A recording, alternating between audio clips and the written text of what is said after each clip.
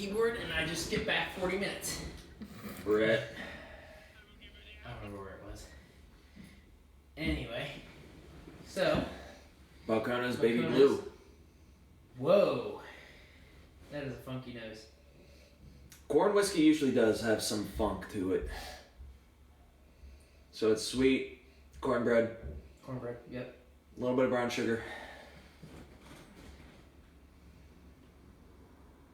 Cream, some kind of sweet cream, but I don't know how to describe it.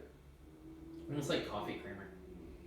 Actually, yeah, like a hazelnut cream almost, but not like the cheap, shitty kind. Or like a cream liqueur. Yeah, that too. Like Frangelico.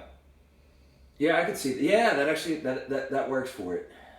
So cornbread, cream liqueur, brown sugar, tiny bit of vanilla. Musty, like hay musty, dry hay. It's unique. It's different. Very. And not in a bad way. Just like. I mean, we don't have a lot of corn whiskeys to go off of, so it's just different. Yeah, it's different, but let's taste it.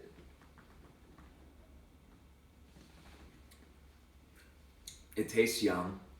It tastes very young. It does. Which makes sense because it's a Texas craft whiskey. It tastes very doughy, so like not like bread, but like like raw dough. It tastes like raw dough, a little bit of cornbread. Not brown sugar, but like I would say like Italian fried dough with a little bit of confectioner's sugar. Yeah, I don't get a lot of fruit. I don't get a lot of candy. I don't get a lot of I don't get anything super dry.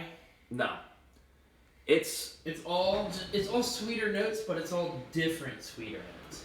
And it is still young, so like I have to give it a knock for tasting young, because there's like a weird funk to young whiskey, and this has it. Like if you had any Wiggle product or any like under 2 year whiskey, or I would say under 3 year, under 3 years, better way to put it. They all have this like unique yeasty, funky flavor, and this one has it. But it does have the sweetness of the wood. I was gonna say it kind of like almost works because it already had a kind of doughy nose. Yeah. Like a more pleasant doughy nose. But the thing that I like about this, for it being a young whiskey, is the fact that it's not hot. Right. So you know what it reminds me of? Like an Annie Ann's cinnamon pretzel roll that's like half cooked. That's a good way to put it, actually. It's like half cooked. Where like it's that's with like the smell of like straight pulled out of the oven cornbread. Right. So like if you can like imagine how those fumes taste and put it into an unfinished Annie Ann's pretzel, that's kind of what this whiskey reminds me of. Because it doesn't have any fruit. It doesn't have any like rich, sweet oak flavors like brown sugar or anything, or vanilla. You don't get strong vanilla, no? So it is not bad by any stretch. Is it $40? If I was to compare this to any other young whiskey, this is definitely worth the $40, because every other young whiskey is like $60. You have to keep in mind that $40 for a Texas craft really isn't bad. Not at all. And it's not like it's beyond drinkable. Like it's decent. This is one of those bottles that like I would pick up to like crush with my buddies on a like bonfire night or whatever. It's good. But it's not something that I would have on my shelf necessarily. This is something to sit around and sip all the time. Yeah, this is not necessarily a sipping whiskey. This is a drink neat and get drunk with your buddies kind of whiskey. Which, I mean, we need those kinds of whiskeys too, so... Yes, 100%. Oh, cyberpunk. Oh, cyberpunk. Yeah, we're still watching Soup. You can see the tiny corner of the screen on the video. But it's not bad.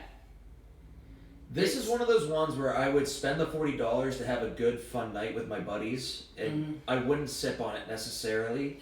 I would also spend $40 to have a nice, fun night with my buddies.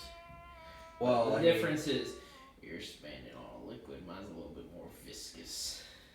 I would spend a little bit more on a buddy like that. I don't necessarily trust $40 at that point.